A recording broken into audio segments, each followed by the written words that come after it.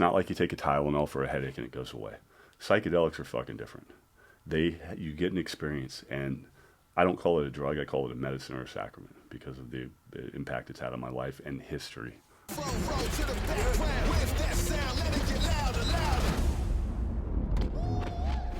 All right, so we are here with episode 1 of my new podcast, Shawn Johnson and Company. I would say this has been a long time coming, but it really hasn't. It's just something that's been in the back of my mind for a while. Matt's a good buddy of mine. He builds studios for the best in the world, and he's had this studio out here that's like a 30-minute drive from my house, and I've wanted to do this, and he's kind of been encouraging me like, come on dude, probably for the last couple of years. And I was finally like, you know what, fuck it, I'm at this point in my life where I'm not fucking saying no to anything. Okay. I've been saying no. I've been talking myself out of a lot of things. I don't know what it is, if it's from being scared, if it's I don't know, not thinking I'm good enough, not thinking I'm worthy enough, whatever it is. But I'm finally at this point where I'm like, you know what? I'm not saying no anymore. Kind of like that Jim Carrey movie. Remember that one? Yeah, for sure. So we're gonna fucking do it, and we're just gonna have some fun with it, and we're gonna see what happens. So my guest here is actually one of my best friends. He's actually the guy that got me to this point in my life. So when I got out of the teams in 2017, Rick Andstrom, sitting across from me, we didn't know each other. And so for 3 years, I spiraled out of control. I didn't know where I was. I didn't remember who I was. I lost my identity. Like, the progressional spiraled down from before I got into the teams till after I got out. And I was only in for 8 years. Rick was in for 20 years. I was only in for 8. In my 8 years, the amount I changed, cognitively, my memory, my recollection, my memory retention. I mean, if you would have just done a play-by-play for each of my 3 platoons, I did 3 consecutive platoons. I was a breacher. You would have noticed a serious decline, and something was going on to where by my 3rd platoon, like you wouldn't have recognized me. I didn't recognize myself. And so when I got out, I didn't know what the fuck I wanted to do. I didn't have a plan. I just knew I was going to move back to Texas, which is my home. And I knew I was going to, I didn't want to work for anybody. Yeah. And so I started a food trailer. I had $15,000 to my name. And it was just enough money to buy a really cheap food trailer and come up with a plan. And we started a food trailer. And it was actually kind of successful, but it was like not what I was meant to be. Not where I was meant to be, and not what I was meant to do. Not people like us with our backgrounds, we're not meant to. You just wanted more, right? Yeah. Dripping Wings is badass. Yeah. That's fucking awesome wings. Yeah, it's great. Yeah. But I get it. You want more purpose. We're born for something. Yeah. And that wasn't it. And I was doing it. I was making it happen. I was forcing, a square peg into a round hole. But it wasn't where I was meant to be. And you knew that. And so when our paths cross, Rick comes, he sees me. I don't know if somebody tipped you off and said, hey, there's a team guy over here running this, or how. I don't even know how that happened. But I remember when Rick came, he's like, hey, dude, you got a minute? Let's go have some wings. Let's talk, have a beer. And then that's kind of like, we'll get into that more later, as to what happened after that moment. But, since then, everything has changed, and it's all led to this podcast. I'm going to join you here 1 second. Yeah. So since then, everything has changed, and now we're here sitting across from each other doing a fucking podcast. Yeah, it's fucking crazy. And you know how my life's changed. We've kept in touch very well. Yep. And I know how your life has changed. All right? And so here we are. And so I want to toast, and I thought it's fortuitous that you are my first guest. Love you, brother. Episode 1 of my podcast. Oh. No, it's been interesting. I mean, we've talked about this a lot, just how much you have changed, and I was in a similar dark spot a long time ago. After I got out of the teams, I was in the teams 20 years, Navy 25, and when I met you, I was happy I could help in some capacity, and because I'd seen it in me, and I started helping a lot of people doing that. But to where you're at now, in the last few years, it's fucking unbelievable. There's an energy about you and a glow, and it radiates, and I'm just so happy. I fucking tell you all the time how happy I'm for you. You got so much purpose, fucking drive in different things. You got an awesome woman, all those things. You know, Yeah. Thank you. It's You a too. big deal. Me too. Yeah. You've done so many different things. Like, so when I met you, you know, I didn't want to jump into the psychedelic side of everything right away. Actually, before we start, it's Memorial Day weekend. Yeah, man. All right, we're here. We're drinking whiskey, surrounded by our best friends. Yep. Right. Thank you guys for being here, by the way. But there's a lot of families that they have an empty seat at the table. Okay, all right. They gave their lives so we could be here enjoying these moments. Okay, it's Memorial Day weekend. We know what this weekend means. The majority of us do, right? So I just want to take a moment to pause and reflect and think about somebody that you knew, that you lost, right? And what that means for us here today as we sit here and enjoy this moment, this hour or 2 hours, whatever this podcast is going to turn into. Like, it's important that we reflect and realize that, you know, a lot of men and women gave their lives so we could be here doing this. Yeah. And I don't think enough appreciation is given. There's a lot of people out there that sit there and say, you know, thank you for your service. Thank you for your service. How many times have you heard thank you for your service in your life? Yeah, a lot, but I try to appreciate it. You know, it's hard, it's uncomfortable for people, and so I try to just see it from that perspective. But you're right, I get it. It's but it's cliche thank you for sometimes. your service isn't just a motto. Like, Yeah. in my opinion, it's one of the things I guess that bugged me the most when I got out of teams is like so many people. Thank you for your service. Thank you for your service. It's like a talking point that you now hear in news. Yeah. It's like, why is everybody echoing the same thing? Like, thank you for your service, in my opinion. And I have nothing but respect. If it comes from a sincere place, I appreciate it. We all appreciate it. Thank you. But thank you for your service is more about how you live your life, how you treat other people, right? How you treat your neighbors.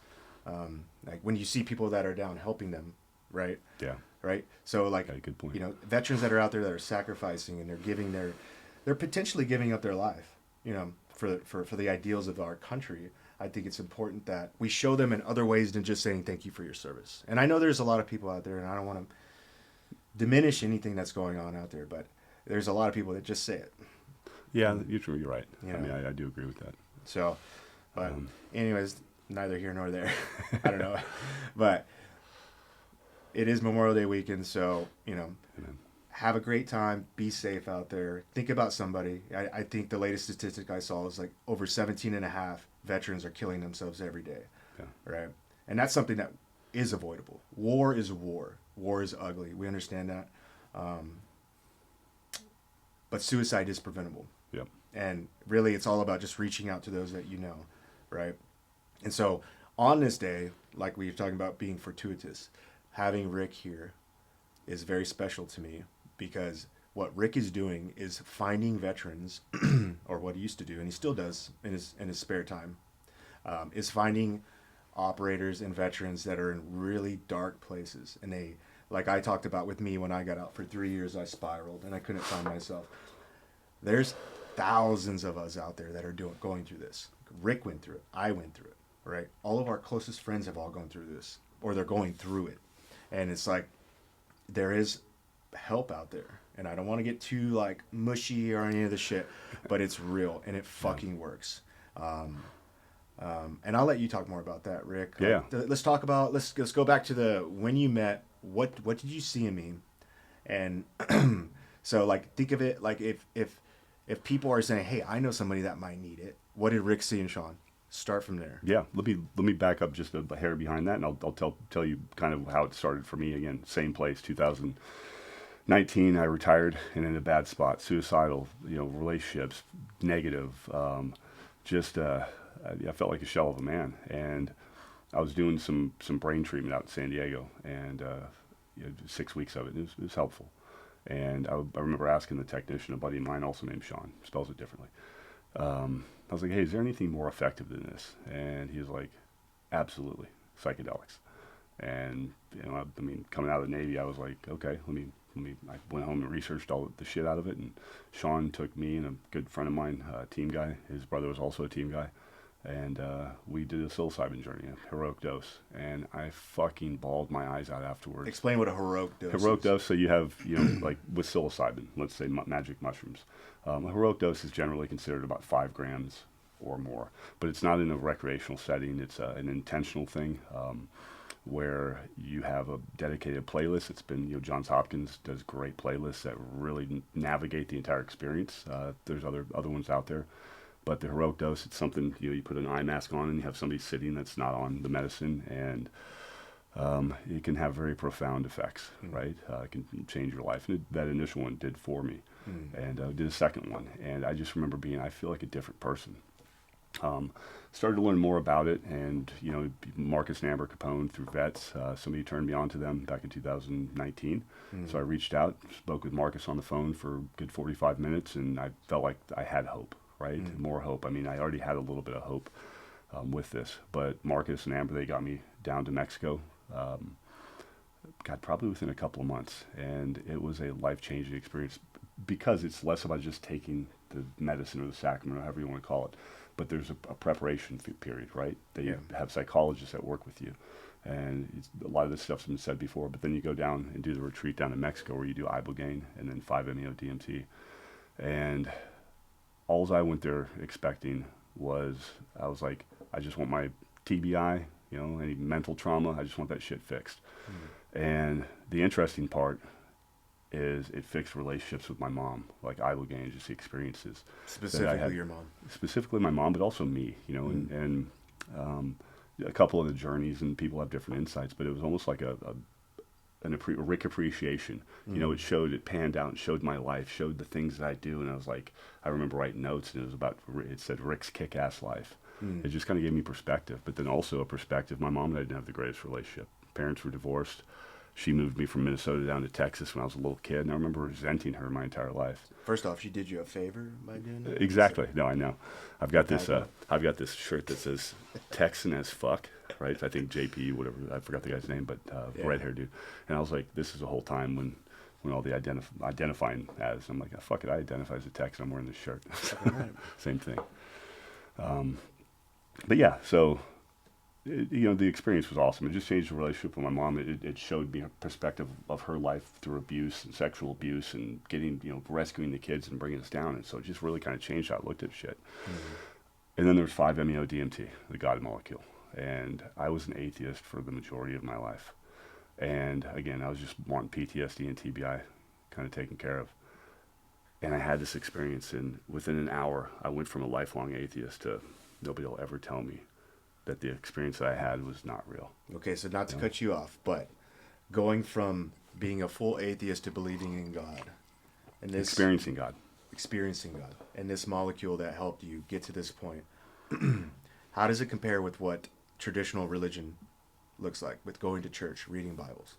I think this is very important, because a lot of people talk about these spiritual feelings that they have when they're doing these drugs, but it's like, not to compare and contrast it with religion. There's nothing wrong with religion. I like going to church. I don't go all the time, but I like going to church because I like the way it makes me feel. I like going there. I like being around people that are having a good time. They're happy, right? You just feel that love and the energy. Even if you don't know these people, you're like, well, these people are really nice. Like, hi, how you doing? Good morning. How you doing, mate? Yeah, whatever. But so compare the feeling that you felt finding God in that moment compared to what you didn't find with traditional religion. I just started going to church recently, like within the last month, and this is years after doing all. Yes, and so again, you kind of you helped me with that. I had this what I thought was a metaphysical experience, and then I didn't know what to make of it. And then a year and a half, 2 years later, a book, The Immortality Key by Brian Morescu, we both know, and I've since become friends with him. Shout out to Brian. Yeah, he's a fucking amazing dude. We text back and forth, and I had to start using Grammarly because I felt so incompetent. Because his text could be written in books. It's amazing. But anyways, so I got involved with that, with conversations with him in the book, and realized that it's not that far-fetched in some of the origins of Christianity, where in fact a lot of the same traditions as the Greeks that preceded it for 2,000 years, and that there's evidence that psychedelics played a huge role at least in some capacity. And I've realized after my own experience just how I talk about it. I'm so convicted about it.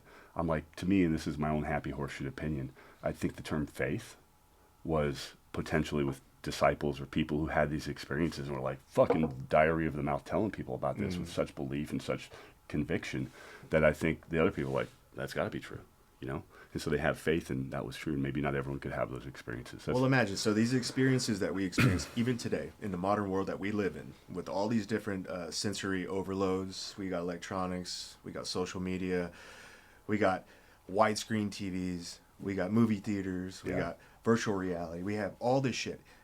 When you do these drugs, it still fucking blasts you to the fucking stratosphere. Yeah, and if you've never experienced it, you Even don't have the... with all of the technology and modernization that we have today, it's still fucking... It's mind-blowing. It's mind-blowing, right? Yeah. And so you go back to that time, they didn't have fucking shit. That's a great point. Think about that. That's a fucking great point. So that is, you know, Moses coming down from the fucking mountain right there. Yep. Like... I remember when I was in Mexico, and a buddy of mine, John, that was down there, he was very religious going into this, you know, church, all the things. And I remember after we had our experiences, he's like, Rick, I know you haven't followed the Bible, but go read Moses' account about up on the mountain in the burning bush. He goes, it's going to fucking blow your mind. It mirrors the experience we just had. It really connected him with Scripture, you know, and with the Bible. And, you know, and so recently I've and after, you know, Brian's book and talking to him, I was like, you know what, I want to learn more about this. And I don't know if I had a chip on my shoulder about organized religion or what it was, but since I've started learning I look at these things kind of differently. When I'm reading these, I put a different perspective on it from my own experience, right? Tony Robbins, I remember hearing him saying one time after he did 5-MeO-DMT, well, I think on Mike Tyson podcast, he said, belief is a poor substitute for experience. And it's not a knock on anything, but again, I can believe in something, or let's say skydiving, right? You can write books about skydiving. You can sit there and learn about skydiving by reading books all the time. And I'm not knocking, that's pretty black or white saying that. I know people without psychedelics have amazing spiritual and ecstatic experiences that, you know, can mirror things. But it's like, for me, I think I had to have that proof of skydiving. I needed to jump out of that airplane and feel what it really feels like, and not have somebody who's never done it tell me what it's like to jump out of an airplane. I've jumped out of the airplane, so to speak, what I believe. And it's been life-changing. So going to church now, it's been amazing. And I got to give credit to, you know, the girl I'm seeing, Lindsay, to doing that. She's inspired me to do that, and we've had a lot of deep conversations about it. And I'm trying to learn it. You know, there's different perspectives, and it's been interesting. But and you guys are going to Austin Ridge Church, right? Yep. Yeah, it's really cool. That's a good one. That was actually when I first started my current job that I'm in. I had a little bit of free time in the mornings on Sundays, so I would always go over there. And I didn't know anybody. I would just sit in the back, and I would listen. And that guy, Brad, he's amazing. He has the ability to connect with people and deduce things down and really make things digestible. Yeah. And the way he speaks to you, too, it's kind of like Big Brother. Yeah. Right? Yeah, it's tough love, too. It's tough love. It's a lot of tough love. It's kind of surprising. You think they're going to be nice, but you get there and you're like, jeez, man. So anyways, the reason I bring that up with all the spiritual aspect and God and all these things is because from just a clinical standpoint, you know, I mean, psilocybin, Ibogaine, ayahuasca, all the things, 5-MeO, I think it's an easy day for trauma and PTSD. Yeah. But when you can have this genuine mystical experience, changing somebody from a foundational atheist to now I'm not, those have lifelong benefits, no matter what, you know. And so carrying that forward, I was the biggest preacher of all of, you know, psychedelics and doing the things, right? And I remember talking around Dripping Springs to friends, cops, and other military people, and they wanted access to this, right? And at the time, vets only served the soft community. They didn't serve first responders or other veterans. And so I thought about it. I'm like, well, fuck, why can't I just do this? You know, because guys were, you know, pretty risk averse to traveling to Mexico. Got with Martin Palenko, and who I'd been supporting different retreats down in Mexico. Went up to Vancouver, probably had supported a dozen of them, you know, flying there on my own dime and just being whatever, cooking or operations support for these things. And Martin asked me to be his executive director or CEO for a program he wanted to start in Texas. And so you were one of the first ones, probably the third one, I think, if I remember correctly. Yeah. And it was a fucking badass retreat, wasn't it? Yeah. You know, yeah. It was a great program and a lot of love there. Yeah. Shout out to Dr. Polanco. Yeah. Like, when I went through my ceremony, this guy was sitting, I mean, right there at my 3 o'clock the whole time.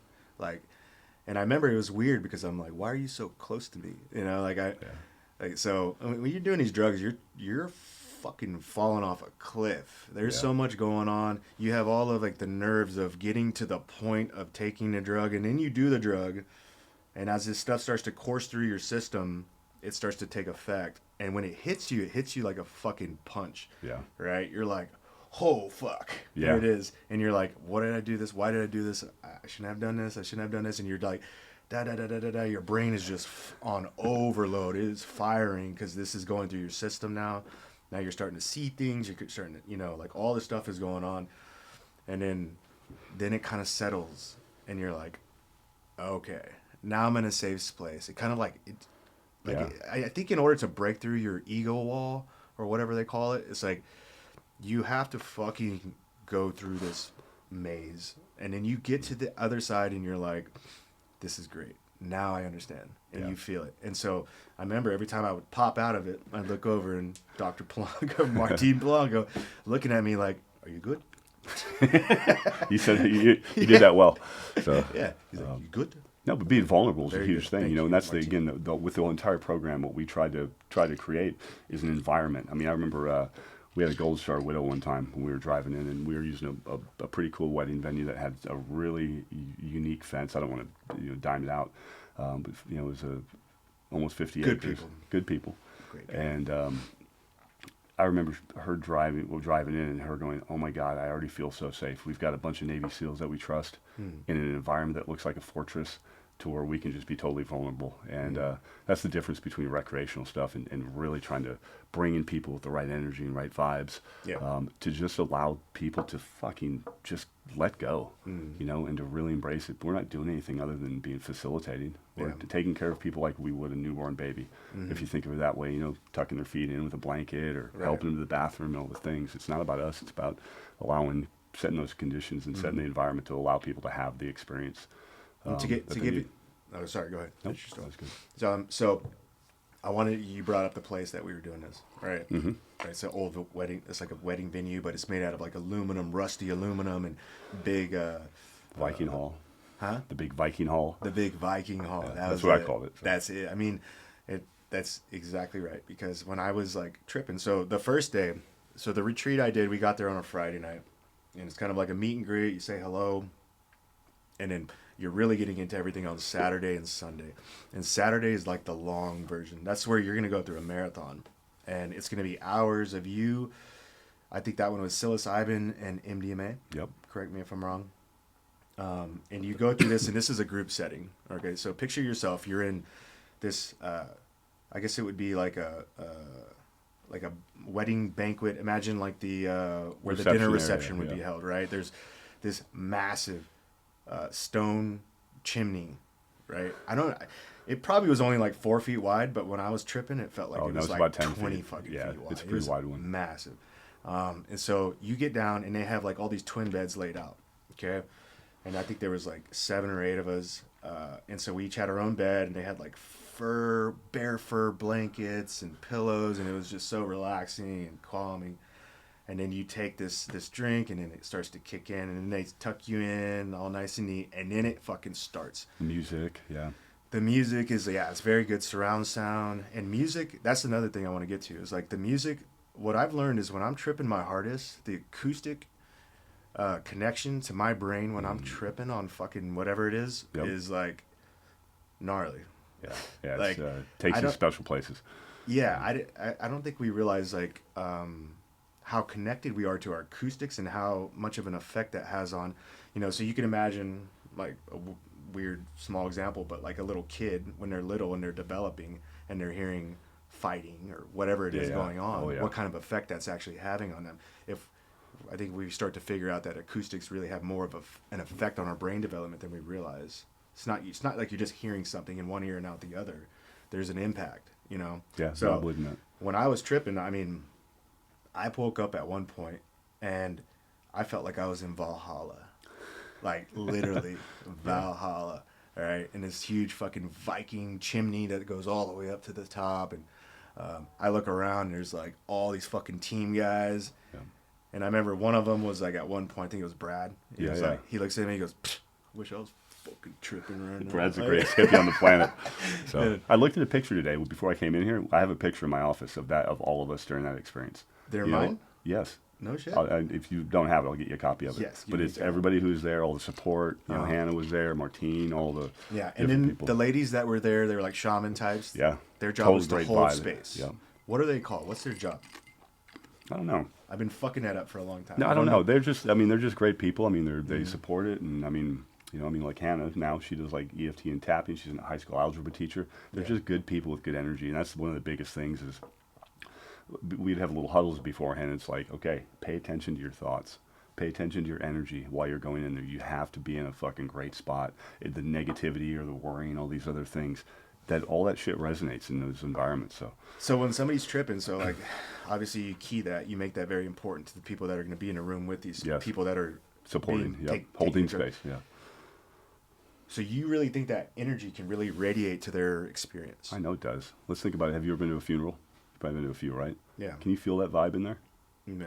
It's real. You know, I mean, we're human beings, but we think we're the only thing because it's weird voodoo wazoo shit.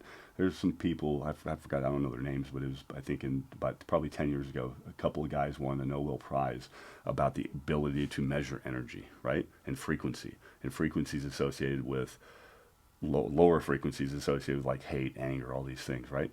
And so, as opposed to like higher frequencies that radiate further. I think it's like out to 8 feet or some shit, that they can measure that shit. And these are things that are associated with like love and gratitude, acceptance, and all these benevolent things that ironically are pretty much major tenets of all major religions. So those things there's magnetism with that, you know. I mean, we've talked about it. Actually, Brad, once we started getting into this realm, and this wasn't from a place of ego, it was just a place of observation. Once we, the acceptance, love, gratitude, those practices that we had, there was a magnetism. People wanted to be around us a lot more. And I think it's a lot to do with that vibe or that energy or that feeling. And however you want to call it, it doesn't matter. You can make it all fucking woo-woo or not, or you can make it scientific. At the end of the day, just being a good motherfucker. Yeah. You know, in your thoughts as well, which is huge. Which I think thoughts are, we haven't talked much about it, but that's been my biggest driver is judgment. Judgmental thinking, right? Meaning what goes on in your head and what you say to yourself. Whether it's talking shit about your circumstance in life, talking shit about somebody else, or talking shit just about yourself. Like you were talking, I'm not good enough, all these things. Yeah. Right?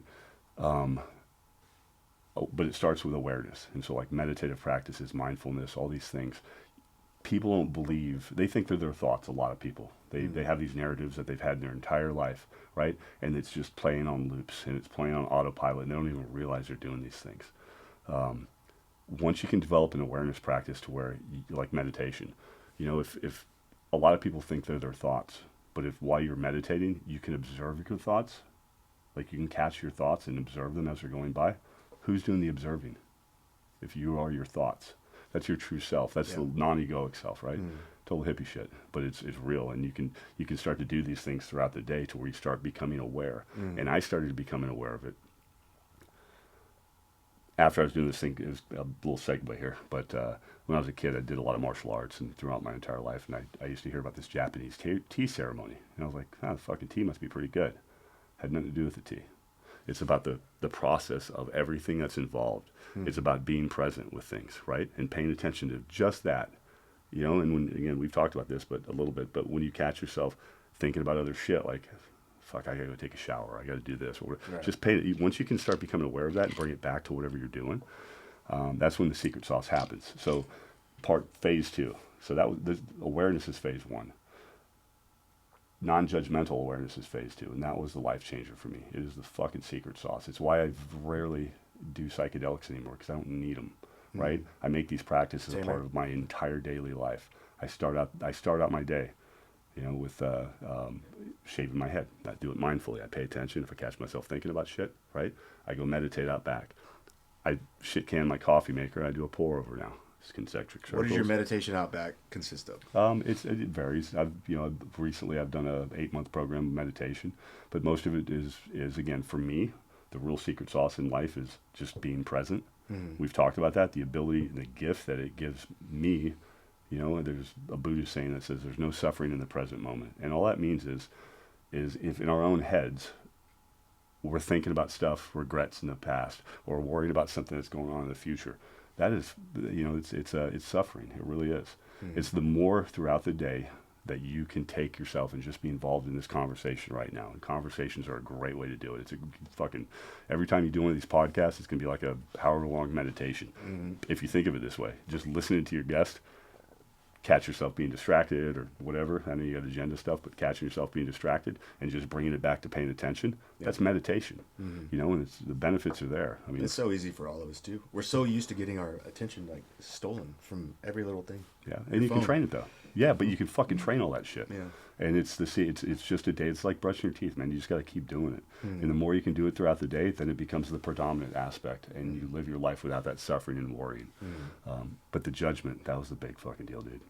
Once I realized all the shit I was talking about, whatever, myself, or during the height of COVID, I'm pretty apolitical, but I remember thinking, fucking people with masks, man, we fucking liberal, or whatever it was, and then I started looking at it, and I'm like, I really don't know.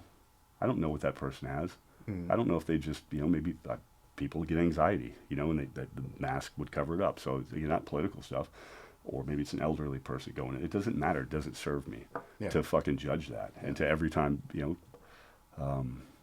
just driving down the road in road rage. I've been guilty of that. Somebody cuts me off, a fucking piece of shit, all these things. At the end of the day, I don't know what happened. I don't know if they just spilled coffee. I don't know if they're getting somewhere. I just don't know. Yeah. And at the end of the day, that doesn't serve me. So you can practice these things. And when you can start paying attention to those thoughts, that's where the real secret sauce happens. And I don't remember the study. I've got it written down somewhere, but it talks about, it says, awareness and non-judgmental thinking are the two greatest indicators or predictors of mental well-being, right? And these things are free and they're fucking trainable. Yeah. You don't need all the other packs and other things. Physical conditioning absolutely builds capacity to be able to handle all these things better and doing the basics the best. But all the things in your life, you could be in horrible shape. You can have a horrible life situation per somebody else's standards. All these different things. But how you look at them and how you interpret them and how you don't judge them is going to determine. I told you, I said, I used to beat myself up for drinking. I don't drink that much, but I still drink, and I'll tie one on every once in a while. The difference is now I don't beat myself up over it. Yeah. Period. And that's the secret to it. Yeah. Maybe it's not going to help my health and whatever, but I'm going to go through life being pretty fucking locked in. And I don't have that many moments anymore. That's well said. Well, I mean, this is actually something over the last couple of months I've started to think about. Is like, I've started to like recognize, almost like you're seeing yourself from the outside, and I've started to recognize how I'm letting like the news and like posts and everything like that like anger me, right, in the morning, right? Like if you get on Instagram or anything, right, into TikTok, whatever it is, your platform, you get on there, if you notice, like at least 1 out of every 3 posts is there to ignite some sort of emotional response. Of course. Whether it's going to make you angry, right, or whether it's going to make you like whatever. It's like everything is trying to pull you into all these different emotional phases, right? And it's like, I don't know if that's good or not. I don't know if that's going to help advances as a civilization or if it's... Are you a political advocate? But you have a platform now, though, so it may be beneficial. Maybe. But most people don't. I just don't like that it has an effect. I don't want to wake up and be angered, right? Yeah, you wake up and you find out that somebody fucking set something on fire. I love telling team guys this, okay? Because it'll get to their ego. I'm like, you're a fucking puppet. Literally, you're allowing every little thing around you or certain things to pull your strings. And it's like, oh, let me just pull this in Shawn and get him pissed off. Yeah. And that's where the whole judgment aspect I'm talking about. Well, that's it. It's like I don't like, I don't know. When you get to a certain point in your life and a certain age, you should start to grow out of things, right? You should start to grow up. And I think we have this idea of like when you're a kid, oh, I'm a grown up now, right? And it's like a baseline, grown up baseline. Yep. It's not. You're constantly growing up, right? You should constantly be leveling up. And if you find yourself stuck and you're in a place that you were in 10 years ago, you haven't done shit. So you need to fucking grow up. Can I bring it back to that? Go for it. It's, to me, I believe it's about thoughts, right? It's about how you think about things. Yeah. Period. So again, leveling up and changing all these things. Again, if we'll go to a neurological perspective. You have your neural pathways, and the more things every little new thing you learn, everything you believe, whatever it is, a new neural pathway is created. And the more you think about or do those things, whether it's a physical or thought or whatever it is, or beliefs, your myelin increases in production. It gets thicker and it reinforces it. So it's harder to get out of those things. A lot of these things, those thoughts, become these negative loops that are, it's almost like people who do this shit or tap their legs, they don't realize they're doing it. It's just a fucking habit. Yeah. Those thoughts can be habits, right?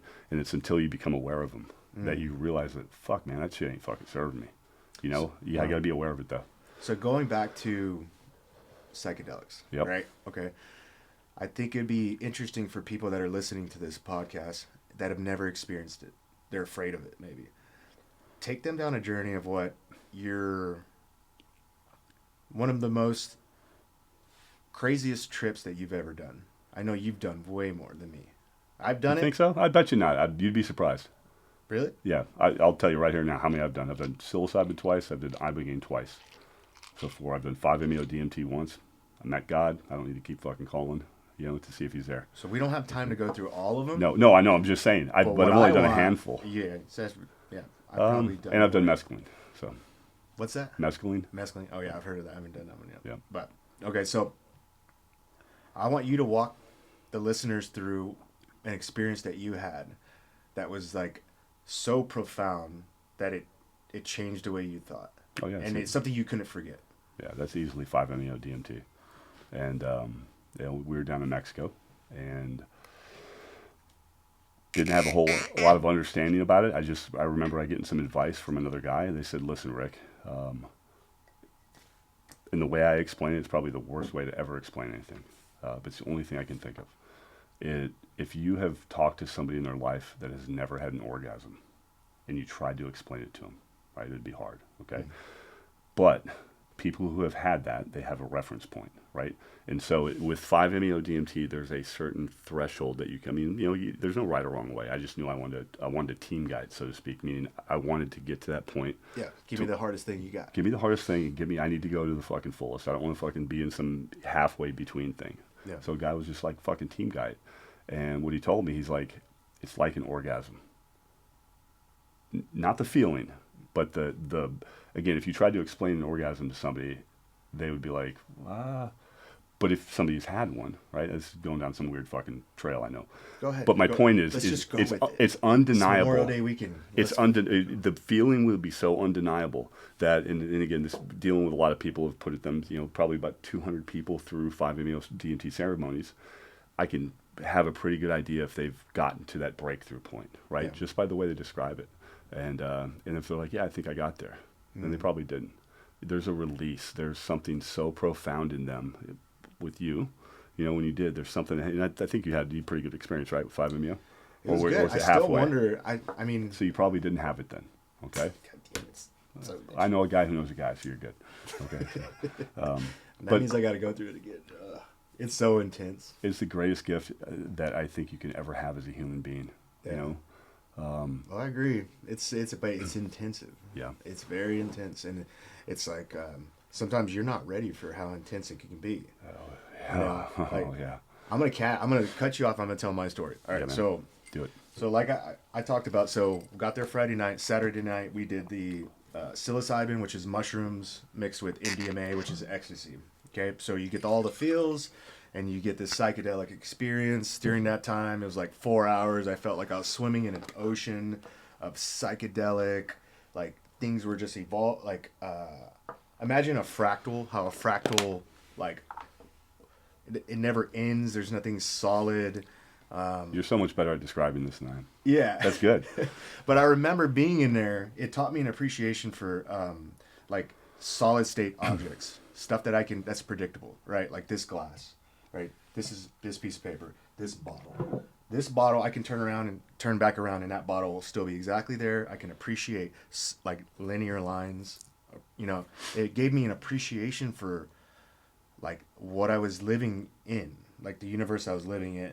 Whereas, because when you're in these psychedelic realms, nothing is solid state. Everything is constantly orbiting and morphing and evolving, and it's just chaos. And I wonder if that's what the universe is. I wonder if the universe is chaos, and this is a pit stop in life, like, or in infinity, where if we live for eternity, this is a pit stop where you can take a break from all the chaos. And you can like, this is a circle, you know, like simple little things that just makes life more livable. I don't know.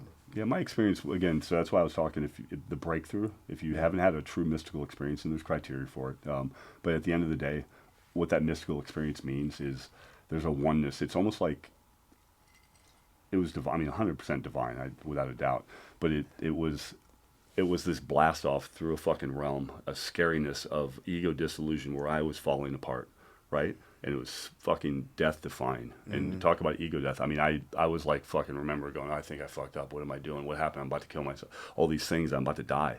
And it was my ego, it was my rational mind letting go to going into all the things that they talk about, the oneness. I'm getting goosebumps on my fucking legs talking about this, okay? The fractals, I morphed into the fabric of existence as one. Right, and there was spirit, God, whatever you want to call it. It was there, and it was an entity. It was a feeling, and it was like I had the entire history of the world from the beginning of time shot into my head in 10 minutes. Right, it was just fucking boom, knowledge base. Right, of like I understand everything, and it was all about love. And I remember, and it wasn't like these conversations, but I remember God telling me, like, you don't ever have to ask for my forgiveness because I have never judged you ever, you know. But it was an understanding, like in a language I understood, but I couldn't read it, but I understood it. And once I blasted through this thing, it was like, and just dissolved into everything with a full. Words can't describe this at all. It's impossible. I remember reading about these before I ever did this experience. And I kept hearing the term ineffable. It's indescribable through words. It just won't do it justice. And I remember coming out of the experience going, I now know what that means.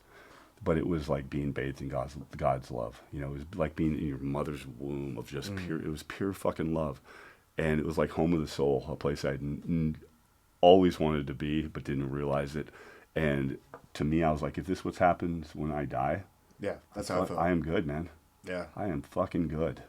And that's the feeling you get. You get a feeling like you're peeking behind like that veil. Yes, right. Because a lot of us, like, you know, we got our own respective egos and how we feel about dying, but we're all gonna die. We're all gonna get there. It's like these bodies will all die. Exactly. We won't though. Yeah, 100 years from now, we'll all be gone. There'll still be birds chirping and flying around, and bugs and fucking all sorts of crazy shit. We'll be gone though. But everybody our on bodies, this earth, maybe, our bodies, except for a handful of people, will be gone in 100 years. Imagine, think about that. Oh, I know. I was driving around the other day, and I was looking at all this chaos, people cutting each other off, honking, angry, and I'm like, we're all going to be gone in 100 years. Yeah. In a blink of an eye, in respect of, you know, the universe and eternity. Like, we're here and we're gone. It's like, chill the fuck out. Yeah. Relax. It's hard too, you know. I mean, we are humans. I mean, there's a saying we're all spiritual beings having a human experience. We are having a human experience. I've been blessed and lucky enough to have had a good fucking run for a couple of years to where it was just pure bliss for me. But then life happens, you know, more responsibilities, different things, relationships or whatever, and then it's a constant. I have to remind myself. It's not all fucking rainbows and all those things, but it's a constant reminding of myself that what you're just talking about, just chill the fuck out. Yeah. Right? But it doesn't last long. You know, it's I know it is. It's fleeting. Yep. It's very fleeting. But the life. Reminder. No, I'm saying for me right now, since I am a Nazi about doing these daily practices, and not just in the morning, not just my morning routine, but now, when you and I are talking about this, I am catching myself maybe wanting to think about something. I just bring it back. It's fucking. Yeah. It's about being present, you know. Yeah. And but point. The more you do it throughout the day, the more it does. So when I've had some bad situations, depends on, you know, again, that's my own judgments. There's been a few times where I'm talking maybe a minute of my day where I start going down some weird fucking spiral, and I catch it. I'm like, not serving me, man. Just fucking. What does that? Where does spiral look like? A spiral means maybe thinking negatively about something. And again, it's when we're born, we're not sitting there born thinking negatively. So at some time in your life, whether it's influence, experiences, whatever it may be, right? We start building these things, and these our ego gets formed, and how we identify with things. Yeah. So if that's true, right? That we weren't born that way, and we changed, that means we can change back. Okay, that means we can change the way we think about things and how we respond versus react to them. You know, instead of being a puppet, now I can think about things objectively and choose to respond because I've done the work, right? And the beauty is with all the hippie shit, it doesn't just have to be 10 minutes in the morning. It can be throughout your entire fucking day, you know, and it doesn't have to be looked at as hippie. It's just fucking good skills as well. You know, and I think it's a secret, Shawn. I do. It's not my secret. The worst thing they ever did was give these drugs to Navy SEALs. Because they'll fucking take it. Take to the next level. This used to be hippie territory. And now you give this shit to a bunch of operators, and you got operators that are going to fucking team guy that shit. I don't want to rehash I've talked about something on a different podcast, but I've supported, again, probably about 150, 200 people, and a lot of soft dudes. A lot of fucking Delta Force, Team 6, SEALs, Green, all the things, right? And at least a dozen times, I've had big dudes sitting there in a fucking hippie environment after they're coming out of a psilocybin or Ibogaine or something, tattooed up. I mean, look like us, you know, tattooed up going, fuck, man, the hippies are right. You know? But the irony now is, from like Brian's book, is I think Jesus was a hippie. And it's this weird dichotomy of hardcore Christians might be pissed that the hippies are right, but the original hippies were the Christians. Yeah. You know, so it's kind of this weird thing. And it's a combination of everything. What do you think, not to spin it out, but manifestation? What is your thoughts on, I'm curious, your perspective on manifestation and how it relates to everything we've talked about? Again, I don't have any actual experience, but I did a 7-day advanced retreat with Joe Dispenza, and he's huge on manifesting and kind of creating the environment. Do you have any experience? Have you read any books? Yeah, I've read a lot, like Joe Dispenza, and I do believe we can kind of create our own world, you know, and it's how we think about things. Do I think that we can heal ourselves from certain stuff? I don't know. You know, it's I wanted to believe in it for a while, and I'm not saying I don't. I just maybe I need proof. I don't think it's a bad way to live. I don't think it's a bad thing to get into as far as manifesting. But what do you have involved in it? Have you ever heard of Neville Goddard? Yeah, for sure. Yeah, you know Neville? Yeah. So Neville is very interesting. He's got a lot of books out there. And I don't know how I came across it. I think I was reading the comments on some Facebook post. And I never go to Facebook, ever. So if I'm reading the comments, I think I was just curious what everybody thought on this subject. Somebody said something or another. And then somebody down there, maybe like 100 comments down, says, you should read Neville Goddard. Okay. 100 comments down? That was it. Okay. And I was like, who the fuck is Neville Goddard? Right? And so I Googled, who's Neville Goddard? And somebody took it out of their day to write, you should just read Neville Goddard. Leave it at that. And so I did. I Googled it, and I went down, and he had like this 10-book audio. I like to listen to audio when I'm in a truck. I'm in a truck all the fucking time. So I listened to all 10 books, and it was like the greatest collection of Neville Goddard. Neville Goddard is like one of the godfathers of manifestation teaching. Okay? And Neville Goddard, he related the Bible to manifestation. He doesn't think they're separate. They're one and the same. Okay. And he thinks that basically, like in the Bible, you think you're reading it in the third person, as in like when the Bible says, I am this, I am that, I am. It's not like this is Jesus saying, I am this. It's you. The Bible was meant to be read to you. You are reading these words. Yeah. This is you, right? So Neville went and reinterpreted the entire Bible around manifestation, and how when you're reading the Bible, you're not reading Jesus's interpretation of this event. You're reading you, because you are Jesus. You are God. We are all God, right? Yep. It probably sounds fucking nuts, but you go through this and you're listening to Neville talk about it, and it's like verses start to make sense that didn't make sense before. When you read it from the perspective of this isn't about a third person. This is about and it's hard to get through this. Like I'm not to cut you off, but like we grow up thinking you're just a regular loser, but Neville's teaching is like, no, we're all God. And it's just a matter of how you live. What you say is yours in life, in manifesting things. Like, you don't worry about the in-between. You focus on the finish line. Okay, so like if you say I'm going to be a Navy SEAL someday, which you did one day, I did one day, whatever you want to be, you say I'm going to be a Navy SEAL. You don't worry about all the in between. You just focus on the finish line. What's it going to feel like? What's it going to look like? Where am I going to be living? Right? Yeah. What's that sand in San Diego going to feel like? Coronado Island. Yep. Right? So it's very interesting the perspective that you took. Yeah, no, and it is interesting. So that you mentioned one thing, and I don't want to take out of context, but the whole finish line aspect, I think we miss out on the entire process in between. If it absolutely have goals, but the more you can focus on what's going on right in front of you, right? Because that's all you can do. That's all you can, whatever. And this again, it's all like weird hippie shit.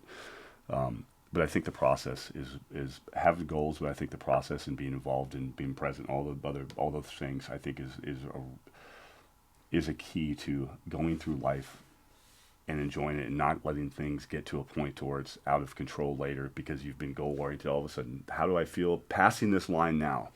Now what? So if you can enjoy those moments and try to be present with them.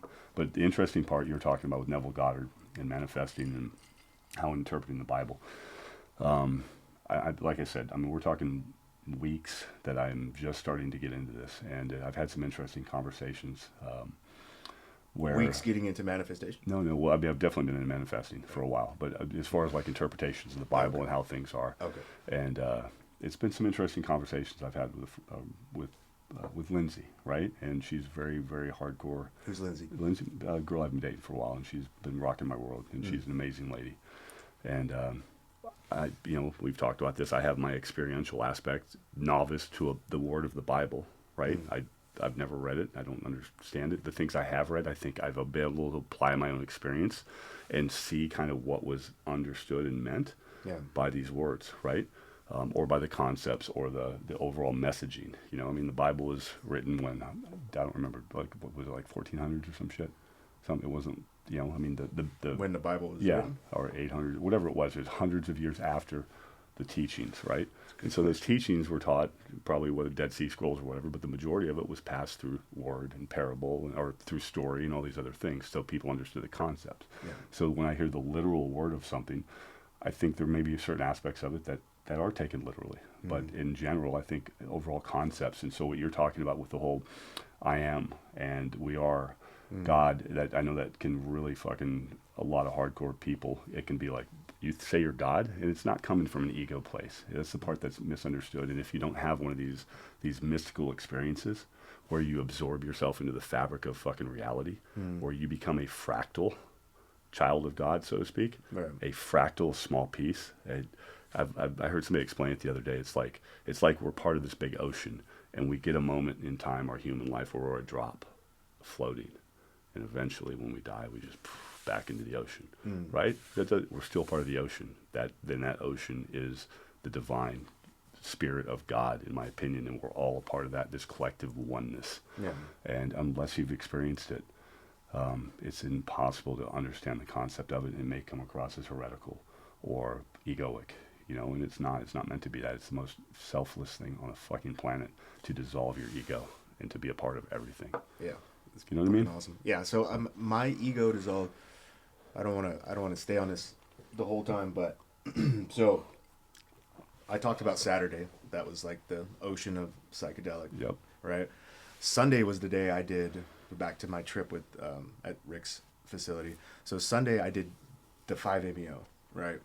And 5-MeO is a synthetic version of DMT. And tell people where DMT comes from. And then I'm going to tell them about the experience. A couple different types of DMT. What we did is 5-MeO DMT, and it was a synthetic version of Bufo alvarez, which is a Sonoran desert toad that they extract the venom and you smoke the venom. They realized it was Bufo. Yep, it's a type of toad. Yeah. They've created synthetic stuff to be a little more. They don't want to go out there and milk fucking toads all the time. So in the experience, I've done both. Well, they did it because people kept stealing the toads. Right. From the area, and the toads were going extinct. Depleted, right? That's what I'm saying, to preserve them, and so, but the experience is the same, and it's different. It's there's NN-DMT, which a lot of people recreationally do, and it's probably a 10 minute experience, where it's almost like a short-acting ayahuasca. It's real visual. It's what everyone would think of as a psychedelic experience, right? All the colors and all the weird shapes and sacred geometry and all these things. 5-MeO-DMT, while it can be visual, it's an energetic experience. It is a feeling, a knowing, a pure energy fucking with your entire body. I don't know. Did you have a lot of visuals? I mean, I had some visuals, but it was more experiential. Mine was visual. Okay. Yeah. So we take this thing, all right? So imagine I'm sitting in this bed. So the first day you're in a group setting. The second day you're by yourself. And everybody has a time slot that they're allotted where you have like basically, I don't know if it's 45 minutes or an hour. We give you as much as you need, but As that's much kind as, of, yeah. So, but you that's have like generally what it takes. You have a time of day, which is very much more intimidating than going in as a group. Because like as a group, you know, hey, like this is going to be weird, but it's collectively like we're all going to feel weird together. Yeah. Whereas when it's by yourself, you're like, fuck, I'm fucking to 9 a.m. How many people were with you? Like 2? A guy and a girl? It was like 4 people in there, I'd say, and just me. And so it, you know, mine comes up and I come in there and I'm already like, I'm still shook from the day before. And I'm like, I'm tired. And I'm like, I just want to get this over with. Right. You know what I mean? Yeah. And so I get in there and they're like tucking me under my covers, which is weird for an operator. You don't get tucked in by people. Right. So cool. I'm getting tucked in and of course I'm right in front of that fucking gigantic fucking stone chimney. With the lights, the big from ball my lights. trip, and I'm all like, things. oh, here we fucking go. And I'm like right at the mouth of it. And they got the surround sound going.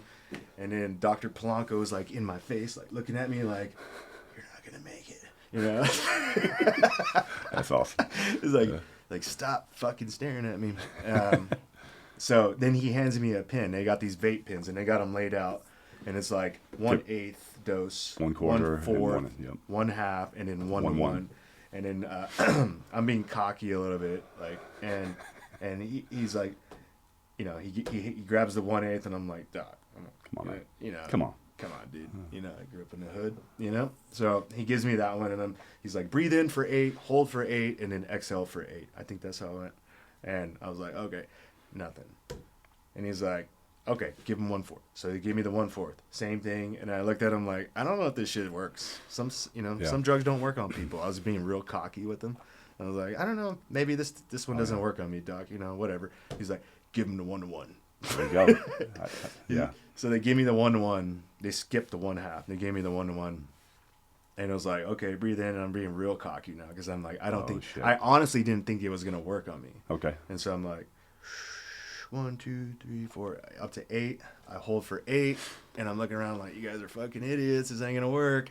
And then I exhale for 8. By the time I got to 8, it was like somebody fucking like, it was like stretched me out like a yo-yo, just like it just blast. I didn't feel like I shot into outer space, which some people think. I felt like I like plummeted. Okay. Right, and I was just like, It's all the same, anyways. and I remember just laying back like, oh fuck, and I just fell into the depths of something. And next thing I know, like when I was talking about the acoustics, everything, like I don't even know how to explain. I can't explain. It's hard. The effect that the music had on my brain and what was going on in this realm I was in. But the next thing I know, I opened my eyes. And I'm like in the center of a honeycomb, a golden honeycomb. Okay. And each honeycomb, like on all sides, on top of me, beneath my feet, all 360, honeycomb, big fucking honeycombs. And each honeycomb was an individual fractal that was going with a different tone or a different undertone of the music that was. Okay. Like the fractals were moving with parts of the song that didn't make sense. Yeah, it's fucking crazy. I don't know. It's but crazy. it all made sense in that moment. And I'm inside this thing, and like people are like, "Oh, I met God. I shook hands with God, or I saw a dead relative, or whatever." I felt like I was inside God. Yeah. Like I joke around. I'm like, I felt like I was in God's balls. For some reason, they put me in God's balls. I don't know why, but like that's what it felt like, and it was like so intense and just. And then next thing you know, I came out of it, and Dr. Polanco was like, "You want to do it again?" And I was like, yes.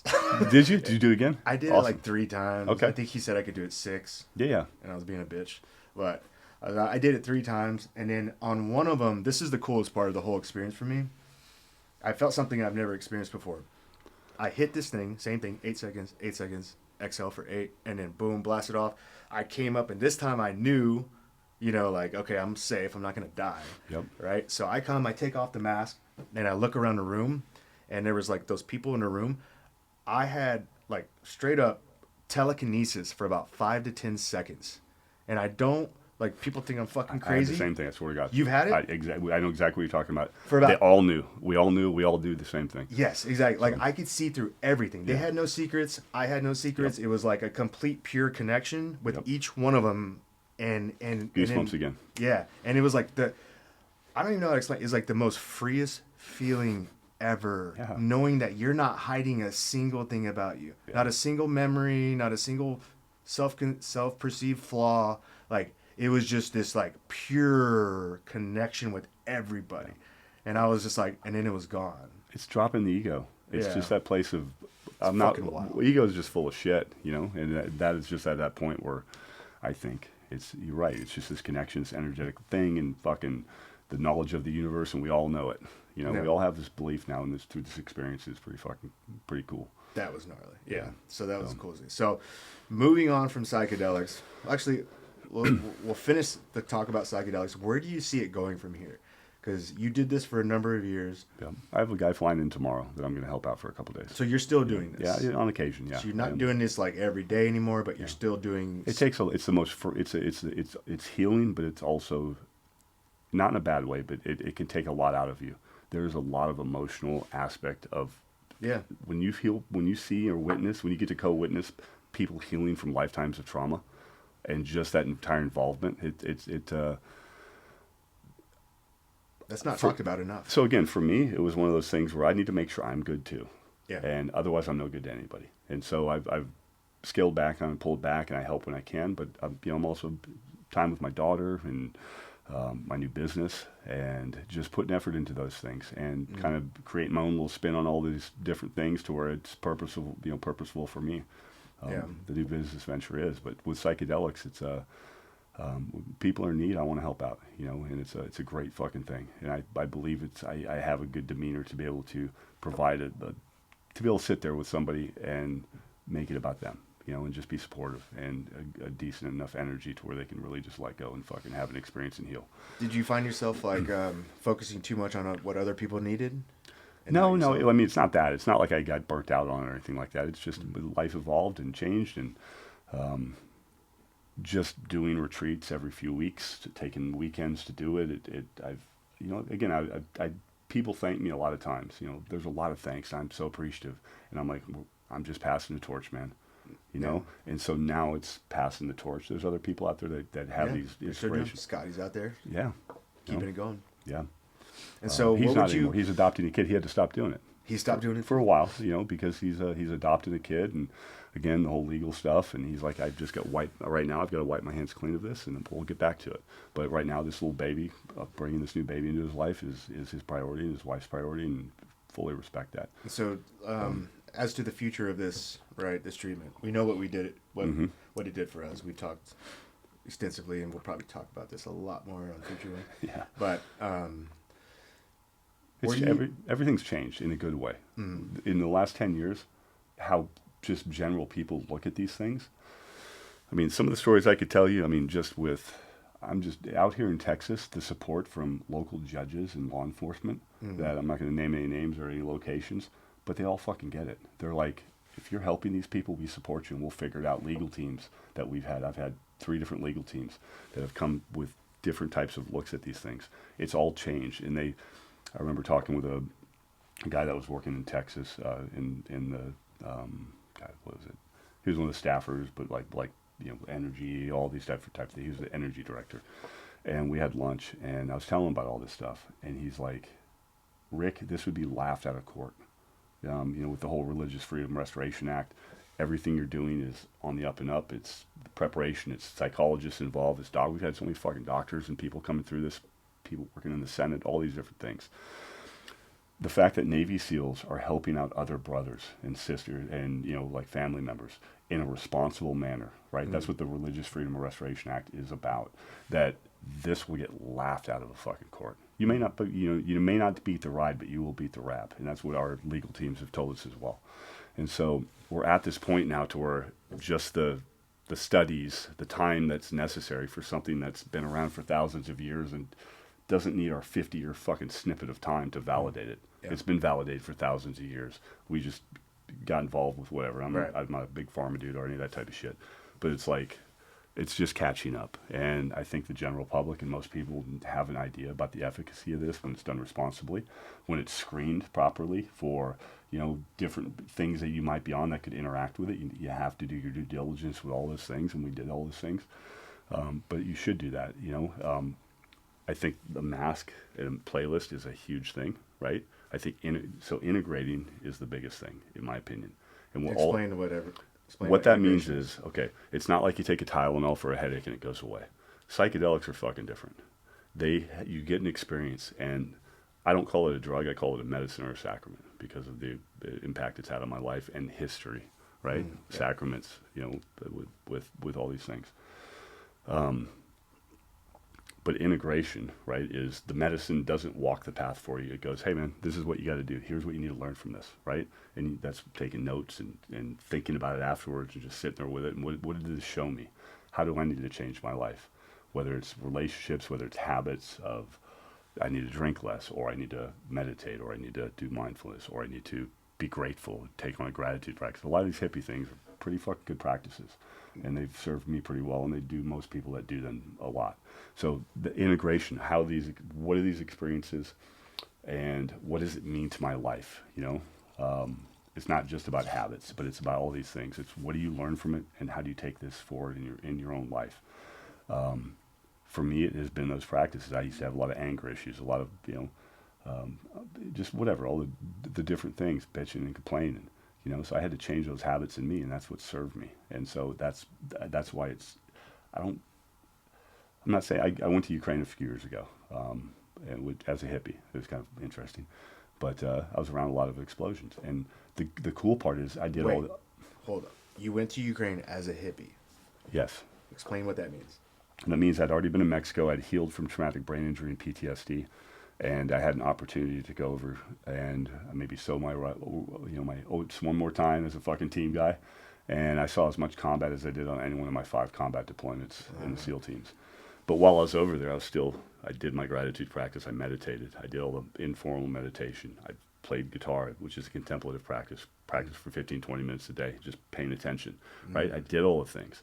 So my well-being, it didn't change like it used to on other deployments. Yeah. I caught myself downsliding afterwards, right? The only thing that changed is my memory and some cognitive thing from all the explosions. But it didn't change my happiness, my well-being, the things that I've been talking about this entire, the entire show. Yeah.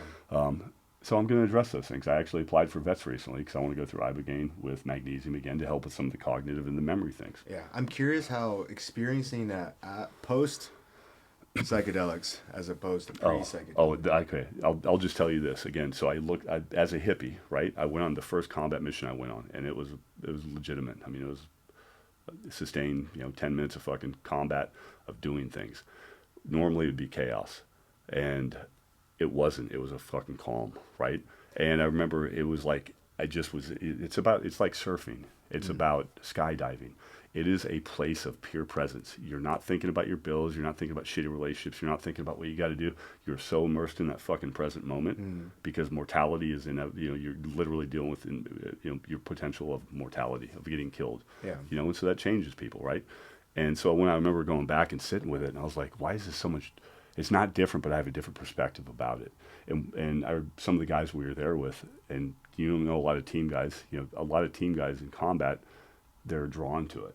Right. And it's maybe not it's not because it fucking hypes them up and it's the rush. Oh. It's probably the only time in their life they're really fucking calm. That's what I was and that's where that being present, okay? The good thing is this present moment stuff, what I'm talking about, all the things I've been talking about today, you can do these in your daily life. And you can get to that place of fucking just calm where you're not worrying about all the other bullshit. Yeah. So that's kind of how I equated it.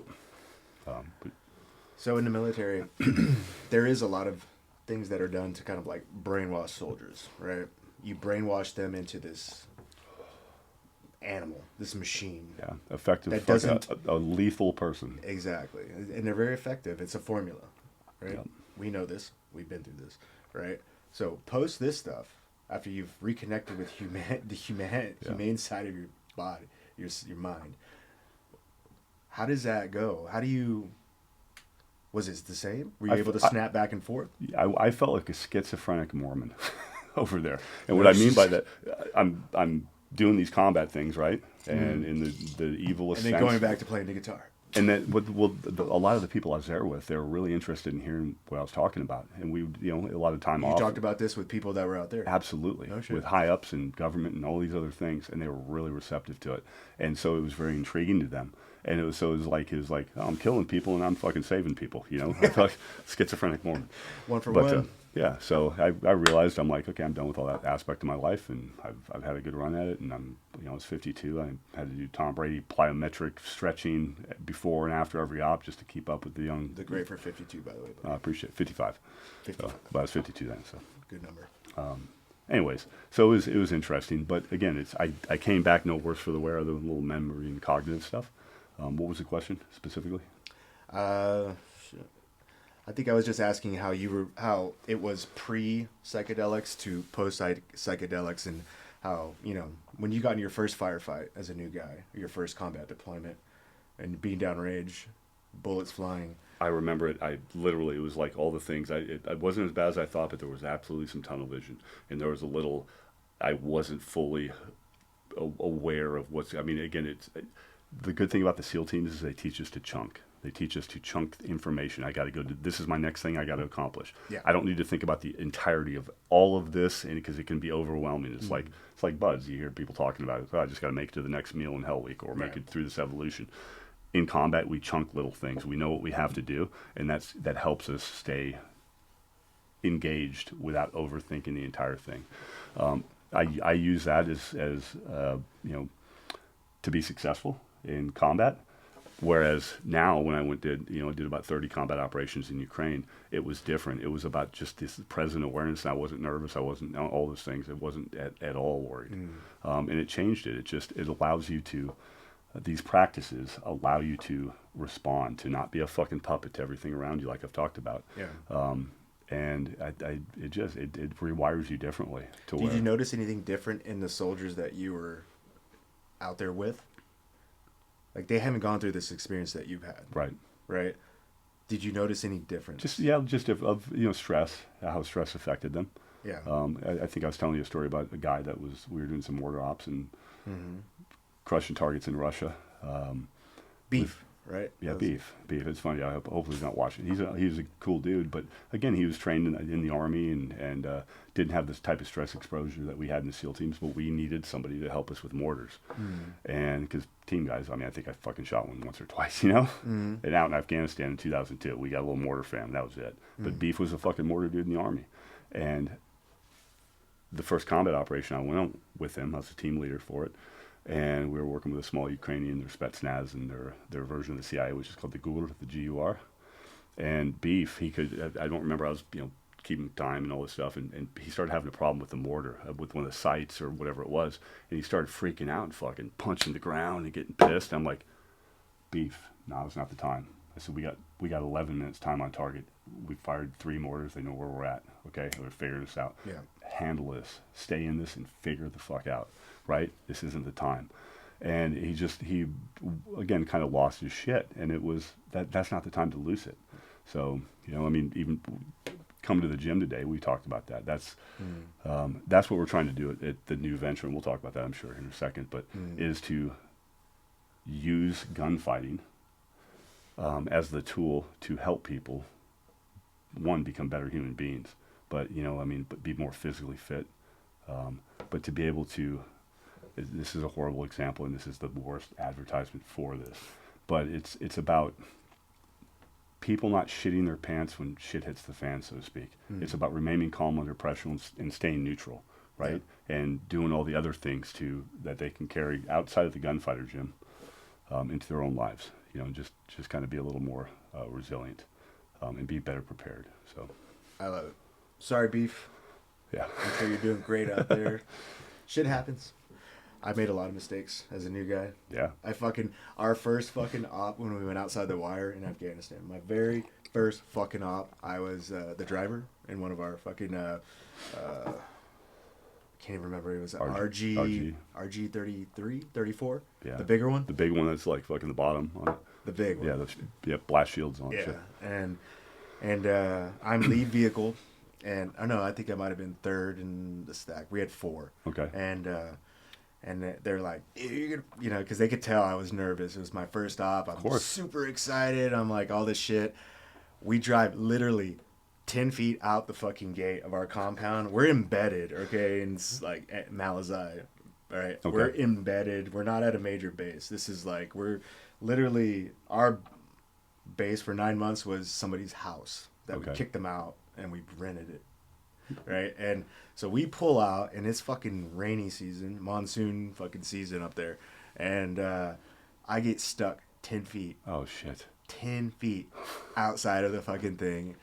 And so my very first mission, and they were all making fun of me. I never heard the end of it, but it was like... Did you get a nickname out of it? No? No, okay. But I did get a cartoon. Okay, cool. That's it was like me with my eyes just bloodshot, just like... I was like, I'm such a fucking idiot. Like, that wasn't... How'd you get stuck, though? I don't even remember. This is my first time driving on nods. Okay. I think I'd maybe done it once during training, but you don't really train a lot driving on nods. I mean, did you get stuck in mud or something, or sand? Or? Mud. No, it was mud. Yeah, that's not your fault. Mud. It was like, you know, the canals off the sides of the road. It was like, literally, I just misjudged it. Like, you don't understand. Driving this fucking thing, it's like driving a fucking school bus. Like, it's massive. When you take a turn, it's not like driving your fucking F-150. Like, this thing is like, and it just drags, and it's heavy. You know, it's super heavy. And so my very first op, I fucked it up, and I delayed the op. Oh, you have to go on the op. No, we kept going. It just took a minute to get me out of there. But that's just adaptability. That's all. It was like, it was perfect. So, but by the end of that deployment, I mean, I'm driving, I don't know, 60 miles an hour on nods, middle of the night, cars oncoming. We're bobbing and weaving inside of these like villages, and there's shitloads of people there, and it's like, you know, so it just shows like repetition, right? Yeah. You know, your very first time you're looking through that toilet paper roll, and then by the end of this deployment, I'm like, it opens up, and we got Metallica fucking blaring, and we're fucking just like, let's fucking go, and you know, it's nothing. But, so, what's next for Rick? I feel like I'm getting to do the stuff I love, my career as a SEAL, but also kind of the little more of a self-development. So I'll just start with this, right? It's called Mercury Human Performance, and it's all centered around human performance optimization, right? And that's big buzzwords for. First off, why did you pick Mercury? Well, Chris, my partner, I have he's a good friend of mine, and we became business partners. My best friend, a guy named Dan, he's done some consulting for this company called Conflict Kinetics, which they have 38 gunfighter gyms that are on federal military bases in the U.S. and another, I think, 20 or 30 all around the world, right? Some of the SEAL teams have had them for quite a few years. The Marines use them, Army, all the different things. But it's only been available to military and federal law enforcement. So Chris and I were talking about this. We were with one of his companies talking to a client, and I was like, man, that'd be really cool if you guys could use this whole virtual gunfighter gym, because it would really help people, go from just target shooting to this total immersion. And it's not like VR goggles or tethered cables. It's, as you know, it's an AR platform, right, or a pistol platform that uses compressed air, 3,500 PSI magazines, right, just taking out the bolt, essentially, and replacing it with an infrared laser. And we have 14 cameras all around these screens, all around the building, right, that the IR cameras pick up the IR lasers. And there's about what would you say realistically? They say it's about 60 to 70%, 80% of the actual cycling of the gun. What is it more to you? Maybe half, 60? Probably half. Yeah, I'd say it's enough to disrupt a sight picture. Okay, exactly. And that's what you need. But for the most part, it still functions like a real weapon, feels like one, and I mean, you'd probably get scared the shit out of a lot of people walking around town with it, because it looks that real. But so Chris and I were talking, and he's like, man, this would be really, I think this would fucking do really good, in the civilian market. And fast forward, I call my buddy Dan, and who's doing consulting for Conflict Kinetics, the software provider and the entire, the engine behind this thing. And they're like, we've been wanting to move into the civilian sector just to kind of see what it looks like. Because the military sector, it's like 1 to 3 to 5 day courses. And we're like, that's not going to work for the civilian sector. And we didn't want it to be zombie shoots at CrossFit with guns, right? And conflict kinetics, they had been this was started by a pro baseball player, right? Who they use these human performance techniques to make themselves better at baseball, right? So it would imitate like a pitcher sending a pitch, or well, I mean, just like even basic stuff like smooth pursuit, eye tracking, making your eyes track for baseballs or catching or different things. Same thing in shooting. So there's all these drills that help your eye, your vision, like vestibular therapy type shit. And they've been having kind of a hard time getting the military to grasp the whole human performance optimization aspect. I know I sent you that document. And so they were excited about trying to partner with somebody that could take it in the civilian world. And so what HPO is we've come up with, there was 5 originally, and we've come up with a 6th one, but it's a few different things. These drills, these synthetic drills of cognitive things, of motion, of like during the drills, you're shooting fucking different targets in order, you're having to think through stuff, you're under physical duress. One of our guys, I'll segue back into the stuff, but one of our employees, a guy named Josh, awesome dude, he's kind of the glue that holds our entire company together. Just a great kid. He grew up shooting. My buddy carried him. Exactly, you did today. I love Josh. But he grew up shooting like a lot of people, and didn't have the opportunity, or wasn't a SEAL, didn't do all the stress inoculation for us to prepare ourselves for stressful situations in combat. He had a home invasion, and he remembers, he shot at the range all the time, comfortable, accurate, doing all the things, right? And this home invasion happens, and he is fucking shaking, his tunnel vision, and he has to fire a couple shots and totally like 3 shots and misses everybody, right? The 2 people. And that's why he is so bought into what we're doing, because of the drills that we're doing, the stress that we're inducing, the getting people into these chaotic environments and learning to calm their mind, right? Learning to just balance themselves out so that they can respond versus reacting out of fear. Right, and then so you can see some tie-ins with all the stuff I'm talking about. That it's been exciting, and so our company, Mercury Human Performance. I didn't pick Mercury. I picked the human performance part, but Chris Wilson, my partner, he has another company that kind of ties into it. Mercury Domestic Internal Defense. They go do assessments for ranches and people, and to help them kind of come up with almost like risk assessments for things. And so it's kind of a natural segue, and we just kept the Mercury thing. He's the business guy. He's a smart business guy. I'm just the talking head, as far as with all the kind of hippie-ish gunfighter stuff. And we just use the guns as the tool. I mean, you could use other tools, baseball, and you know me. It's kind of, I wouldn't be doing this if there wasn't some little slight tweak. We want to make people better human beings. It's not just about being better gunfighters. It's about learning this emotional modulation, right? The ability to not be a puppet, and we can train it in the gym. We can train the motion, the efficiency of economy of motion, so that those little split seconds, if you become more efficient, you don't have to think about it. If you're ever in a situation, those things translate. The memory stuff, have to remember different things. But physical fitness is a huge one. Physical conditioning is a pill that we've added, because that builds capacity, it builds resilience, to where you can, if you get into a situation that's stressful, a high stress situation, physical conditioning helps that capacity to have that resilience. It's not the end all be all. It doesn't train your mind or do all these things, but it helps with it. Certainly. And so that's why I got involved in it. I wouldn't have done this if this was just fucking zombie shoots and CrossFit with guns, right? I mean, let's look today. We had 2 Navy SEALs and a fucking badass civilian doing it, Daniel, right? And guys who are totally capable. And 3 seconds. What's that? 3 seconds. Exactly. Daniel beat me. Daniel. So we did a stress course, right? Getting old. And I'm sure we're going to talk about, see some videos of it, but of the facility of doing all the things, I think we started out deadlifts, and then we got this monkey light, 12-foot tall monkey bars, going into, what else was it, like cleans? Yeah. So what we did this morning is, I told Rick, I said, dude, I want to take me, let's bring our boys, let's bring our best friends, let's go out to Mercury, let's go to your spot. And for those that don't know, so I want you to imagine a facility the size of a basketball court, okay? Where if you split that basketball court down the center long ways, one half is digital screens. Okay, so right, would you call them digital screens? Yeah, for sure. Okay, so digital screens that run all the way down the length of that, and then at the end there's a big Panoramic 220. panoramic 220 digital screen. Okay, and then on the other half of this, on the other side, is like a Olympic gym setup. Okay, and then in the middle of that is like a monkey bar rig, one of those ones that runs linear that goes up and then back down. 12 feet high. Yeah, 12 feet high. Road It's stuff. high. Yeah. Like they have to have pillows underneath it in case you fall. Crash mats, yeah. Crash mats. There we go.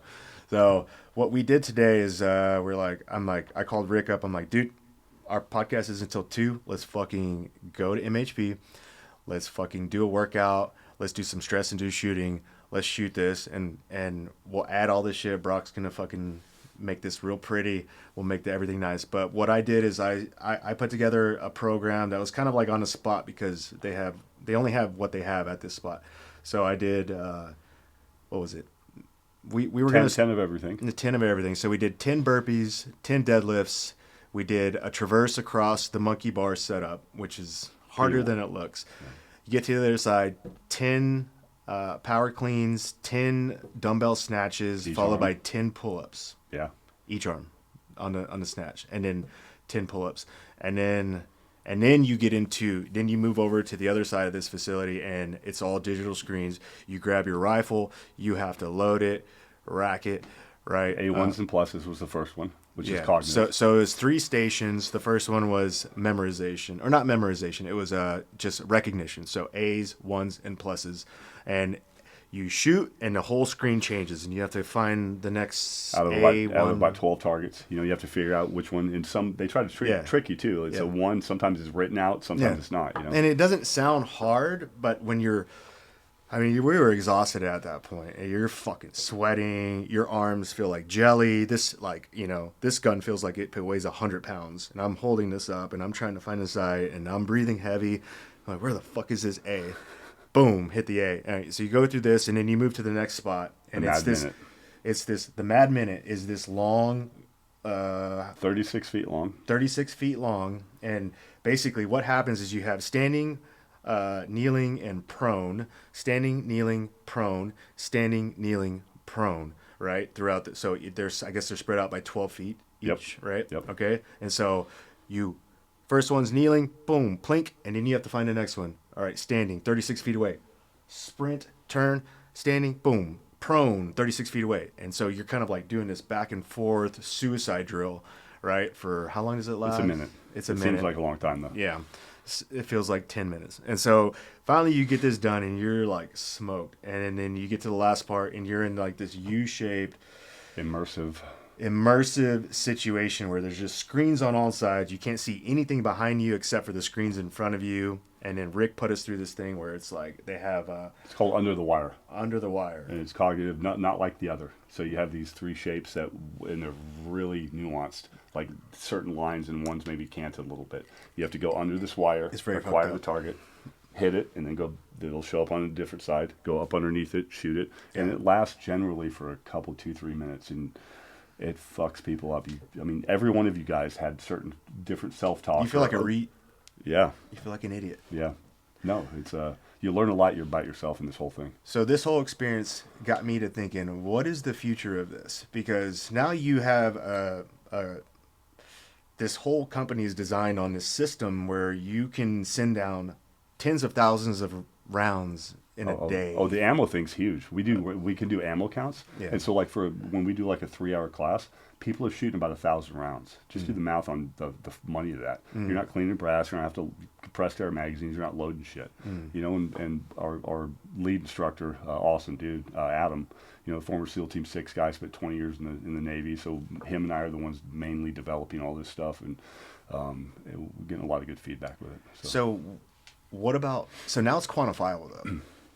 Here's the thing: is like as I was going through this, I'm like, you could really figure out. You could make a scale of 0 to 100, and give somebody an exact score of how good of a fucking shooter they are under stress. Shooter's baseball cards is what we're developing.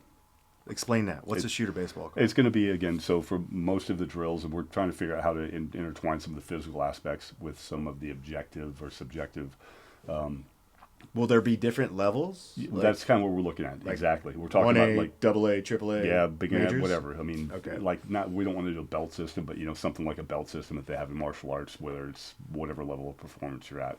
But all of the drills have lethality scores. Did you hit somebody in the T zone, or did you take 2 shots to hit them in the body, or 3 shots, or whatever it is? Yep. Did you hit misses? Did you hit bad guys? What was your time? All of these different things. So you have a lot of statistical things that play into this as well. But there's also the assessment aspect of Adam and I paying attention. Okay, their emotional modulation. Did they fucking drop the gun? They get pissed. They start laughing. Did they do these things to not stay neutral in this whole process? How can we make notes of that? Quantify that. Adaptability under stress. Were they able to the birdcage one? I don't know if you remember doing that one where you climb in and out of that thing and you shoot through all the holes. I didn't do that one yet. So a lot of people get frustrated with that because they're shooting upside down and having to do stuff that's out of their norm. Yeah. So we're trying to figure out how do we encapsulate the data points with the subjective stuff of what we're observing to make somebody, give them a shooter's baseball card that will live with them, and then they can grow and get better from. And compare their stats to what other people are. To their own, but also other people. And we're going to have a leaderboard. So we're going to have like a gunfighter workout of the week, right? To where people could compete, right? And have leaderboards. And so give like if people come in and they have their own username, it doesn't have to be their real name, but so they can kind of track it, because we're realizing that competition is fucking awesome. People love competition. It's the most fun that people have.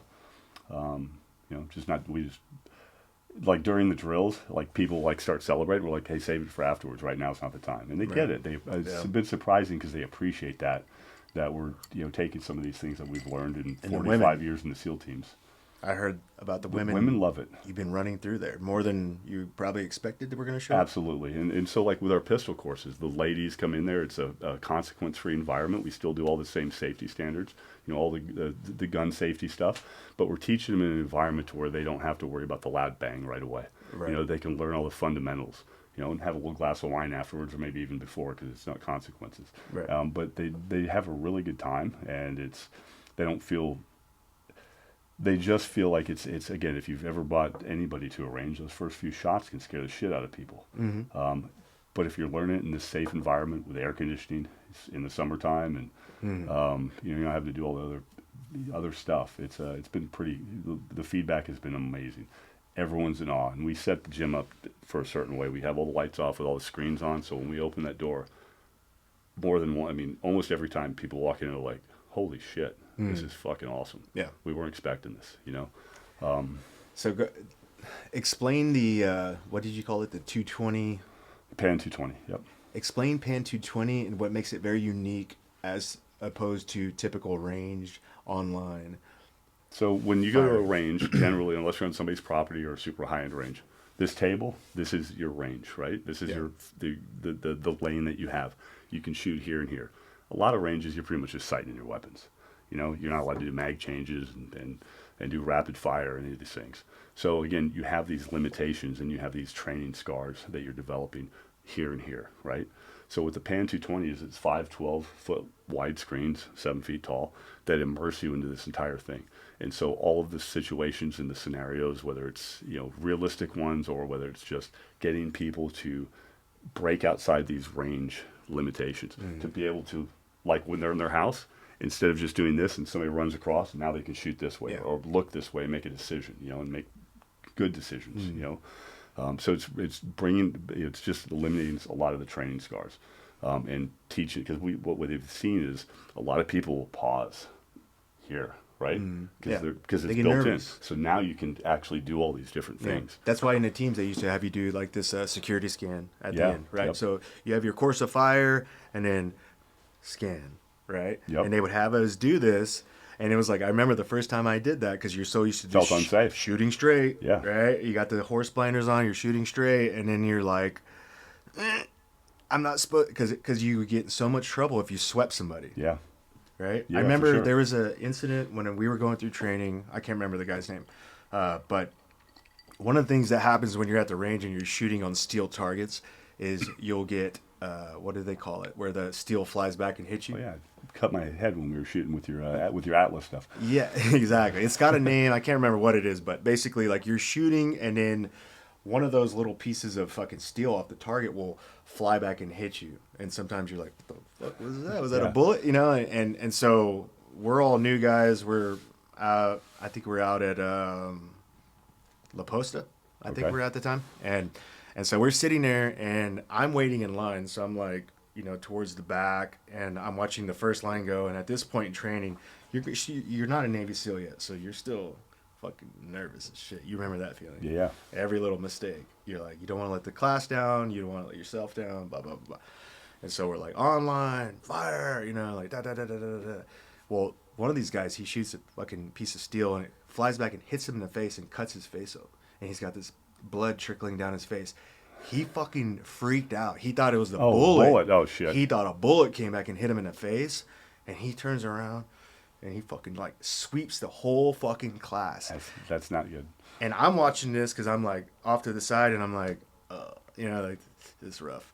And I felt bad for him, but I didn't even think about him sweeping everybody when he turned around with his gun, right? And I'm like, I'm still thinking about his face, like, it's not, you know, it's sorry. And then all of a sudden, this instructor comes up to him and he just fucking slap the fuck out of him on the spot where that fucking piece of steel hit him. And, you know, because his whole face was like he thought he got shot in the face. And this instructor just comes up. Shit. And I'm thinking about the psychological damage that happened to him in that moment. One, he thinks he got shot. Two, he's not shot. And he gets bitch slapped. But as he thinks he's shot in the face, he gets fucking bitch slapped by an instructor and just fucking... And he's like... Don't fucking sweep the fucking... And he just, like, takes his gun. He's like, get the fuck out of here. You know, like... Yeah. And it's like...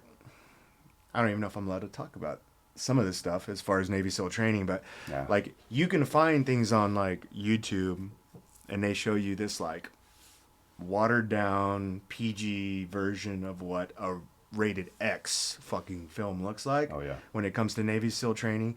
But you don't understand the intensity that these guys go through until you're actually at one of these events. And it doesn't happen on a minute-to-minute basis, but it's like specific things will happen, and there's this shock and awe moment. You're like, oh, this isn't the regular thing. This is something different. You know what I mean? Yeah. And that was one of those moments for me. And that was like a very eye-opening experience where a little piece of steel hit this guy's face. He thought he got shot. Turns around, and then a instructor just like, I mean, like... Was it somebody from like Dana White's fucking slap fucking competition, whatever it's called. Dude, so, I was telling you about my first psilocybin experience with my best friend Dan, his brother. Yeah. He's the one who wrote the rules for Dana White with the slap boxing. What? Yeah, he used to manage the Fertitta brothers' money, and knows Dana White well, and he had this idea, and he proposed it to Dana and said, I think this would do well. And Dana's like, all right, man, fucking come up with it. And his name's Jake. He wrote all the rules for this. Yeah, I've never met him, but so Jake wrote all the rules for this and came up with this entire thing. I mean, we were during this whole process. He was showing me videos and all those things. But it's anyways, a little segue.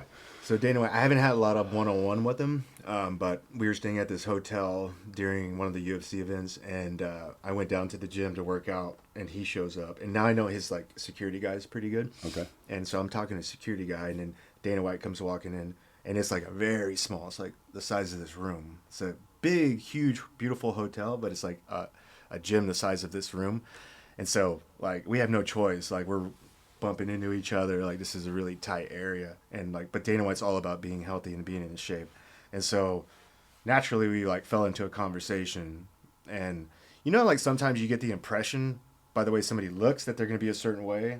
But then when you meet them and you start talking to them, it's like... That's the judgment thing I was talking about. You like never really fucking know, you know? Max Holloway. Yeah. I don't know why, but for the longest time, I thought Max Holloway was going to be like the biggest asshole. If I ever met him in life, he just looks like the biggest... Got the wrestling bitch face.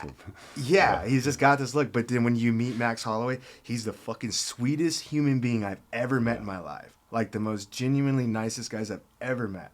Like he'll give you the shirt off his back. Like, he fucking loves everybody. Yeah. And it's like, I'm an idiot. I judged him over something I didn't even understand. You know what I mean? Like, so, anyways, but I don't even know where we were in the conversation. It doesn't matter. It's awesome. No, that's cool. I love telling stories. the teams is a pretty unique place. You learn a lot. Yeah, you do. You learn a lot about yourself, and yeah, I don't think it's funny because do you remember the last time when we were at the range and you asked me, it's like, hey man, you ever miss the teams? Do you remember what I said? I don't know if you remember or not. No. I said I don't, and there's a reason. It's not that I don't appreciate it. It's because I don't think about it. And that's that whole, I'm not getting all hippie-ish again, but I don't. I try to stay fucking engaged in what's going on in my life right now. Yeah. You know, and God, I used to do some motivational or public speaking for a company called Putnam Investments. They're a large 401k wholesaler. They did it for Morgan Stanley, J.P. Morgan, Wells Fargo, all those things. And it was probably, do you remember Jeff Churba? Mm-hmm. So Jeff, Tall. yeah, real tall guy, awesome dude, one of my best friends. He was, after I'd first met him, he's like, hey, have you ever thought about doing any fucking motivational speaking? I was like, not once. You know, and he's like, no, I think you'd be good at it. Seriously, Rick. We have a speakers bureau at Putnam, and I think, just think about it. And so I went home, and I remember spending quite a few hours one day because I don't spend time living in the past, and it's not a bad thing. I think it's a fucking awesome thing. But I sat there for hours, and I went through my entire life of, my family life, as a kid growing up. I went through, my time in the military, from combat, but also just from leadership stuff, right? And I was like, okay, if I'm going to speak to anybody, I want to make sure I have something that not everyone else is talking about, not the Mark One motto bullshit. Right. And it was interesting, and the only reason I'm bringing that up is it was interesting that I got a time to reflect, and that's where I learned a lot of things, about myself, and kind of maybe the way I've acted my entire life. But it was a cool reflection time, and I don't know where we're going with that, but. No, it's beautiful. It's about your time in the teams. Yeah. Exactly. It's not that I don't appreciate it, because it's, again, like talking today and telling stories. I fucking love it. Teams are the greatest thing in the world. The people that we were around, the second you stepped away from it, and you're like, maybe this is ego, but the second you step away from that lifestyle of how 8 years or 20 years, and you get to be doing really cool stuff with amazing people, and all of a sudden you're separated from that, and it's like, okay, now what? Here's your DG14. Good luck in life, man. Yeah, it's fucking weird. It was weird. Yeah, I gotta find it's a strange feeling. Yeah, like you're on another planet for a little bit. Yeah, and so finding that's why I'm so happy for you, finding your fucking purpose, man. Well, one of the coolest experiences when I was going through my DMT experience, or I think it was the first day, Saturday, after it was over, I remember vividly you coming up to me, and I remember because when you're tripping, you see everything, people's beards just look different. Yeah. Right. It's the whole experience is very weird. It's like you're looking at a cartoon version of your friend, right? You know him, you've hung out on so much, but this is a cartoon version of him kind of thing. And I remember Rick coming up to me, and I'm still cross-eyed, fucking retarded. And then I see this big, bald, bearded guy come up to me, and he's like, and then you get focused, and he goes, "Welcome to your new platoon, brother." And you embrace me, and I'll never forget that. I was like, that's pretty cool. And that's back to what you were talking about, where this is your new tribe. Yeah. And part of the transition from military to civilian world is finding your new tribe. Yeah. And I think a lot of people, which I did, I was in a shell for years, right? And it took me a while to come out of my shell and be like, all right, I guess I'll meet these guys, Yeah. And then ever since then, I'm like, yeah, these are my boys. Yeah. This is fucking awesome. My daughter asked me, my daughter Gabrielle, most amazing person on this planet, such a fucking beautiful soul. She was asking me, she was like, hey, how do you like your new job? And I was like, it's not a job. I said, I get to work with 4 amazing people doing something that is not work. I mean, think about that coming into today. How much of that fucking would be work? Mm-hmm. It's fun. It's awesome. We get to test boundaries. It's hanging out at the platoons. Yeah, we've got cold plunge and magnetic brain stimulation. We got a great doctor coming on board, to do assessments, and we're figuring out where can we take this thing. It's not about.